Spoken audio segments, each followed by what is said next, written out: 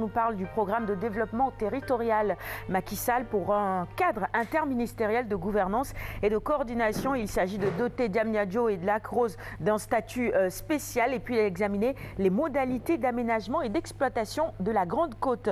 Le classement d'Afrique Prosperity Rapport 2016 est également à la une du Soleil ce matin.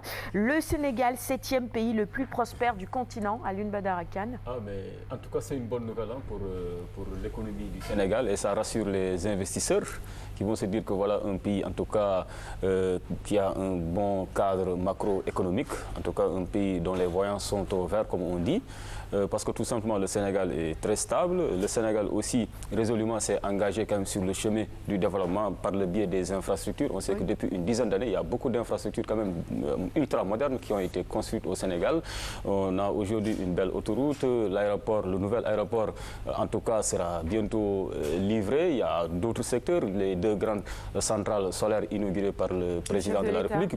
Pour qu'il y ait quand même possibilité, il faut d'abord des bases solides et ces bases-là ne peuvent passer que par des infrastructures dignes de son nom. Et je crois que cela ne surprend guère ceux qui s'intéressent quand même de près à notre pays. Et cerise sur le gâteau, il y a cette découverte en fait en ressources du gaz et du pétrole. Voilà, donc voilà, on croise les doigts et puis touchons tout, voilà, plutôt on touche du bois et en attendant qu'il y ait d'autres meilleurs classements pour notre pays. C'est ça, que le classement ne s'améliore. Hein? Voilà. Allez, on poursuit maintenant toujours à la une du quotidien Le Soleil avec le parc industriel de Diamniadio. La deuxième phase va coûter 60 milliards de francs CFA, nous informent nos confrères du Soleil. À Tivaouane, le Maouloud sera célébré dans la nuit du 11 au 12 décembre.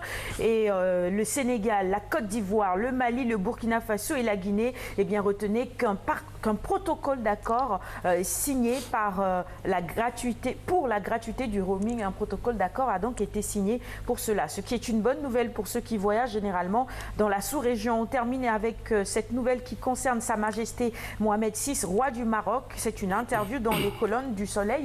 Il dit « L'Afrique doit faire confiance à l'Afrique » et il a tout à fait raison. C'est important. On poursuit maintenant avec la une du quotidien, Le Quotidien, qui revient sur une série de meurtres. Cette série de meurtres, ces derniers temps, on en a eu écho. Oumar ne veut pas le mal dans le pays. Il s'agit évidemment du directeur de la police nationale. C'est bien. Voilà, il rassure les citoyens sénégalais pour dire qu'en tout cas la police veille au grain. Tout à fait. Bon. Libération, la une du quotidien Libération maintenant. Fichier électoral, audience au palais ce jeudi. Manco, les dessous du Tassaro. La une du quotidien La Tribune maintenant. Procès de Barthélémy et rencontre au palais jeudi de toutes les incertitudes. À la une de Enquête, la même actualité revient. Barthélémy Diaz sur l'ouverture de son procès ce matin. Je refuse de comparaître sans. 3 points de suspension, les détails dans les colonnes d'Enquête. Vox Populi maintenant, Vox Populi, la une de Vox Populi, l'opposition entre palais de la justice et palais présidentiel. Barth enfonce Wade. La une du quotidien L'Observateur sur une toute autre actualité, mais qui touche toujours l'insécurité, cette fois-ci routière, les meurtres et la peine de mort, les coups de gueule du général Nian. Interview exclusive donc à lire dans les colonnes de L'Observateur. La une du quotidien Le Témoin sur la gratuité de la césarienne, une grosse arnaque, les remboursements plafonnés à 85 000 francs et puis des patients du public paient des ordonnances excessives, des témoignages poignants de femmes césarisées à lire aujourd'hui dans les colonnes du quotidien Le Témoin. On passe au quotidien spécialisé en sport. Stade pour démarrer Sénégal-Libye du 10 janvier. Hypothéqué, le matchmaker Gaël Mahé, facteur bloquant. Tu peux nous expliquer ce qui se passe, Alioune Badara, rapidement? Un matchmaker, c'est d'habitude celui-là qui organise en tout cas des rencontres pour les sélections, les sélections nationales. Et Gaël Mahé, bien souvent, c'est lui qui organise les matchs du Sénégal. Donc on lui a confié cette mission-là. Seulement, il n'est pas un agent du Sénégal. Donc, il ne dépend pas de la fédération sénégalaise. Peut-être qu'ils ne sont pas entendus sur les termes du contrat. Mais je trouve quand même qu'on aurait pu avoir un meilleur adversaire que la Libye. Voilà, c'est ça. Parce que je trouve que, en tout cas, les sparring partners du Sénégal, pour ce qui concerne la préparation de la CAN, quand même, sont d'un calibre vraiment un peu en dessous.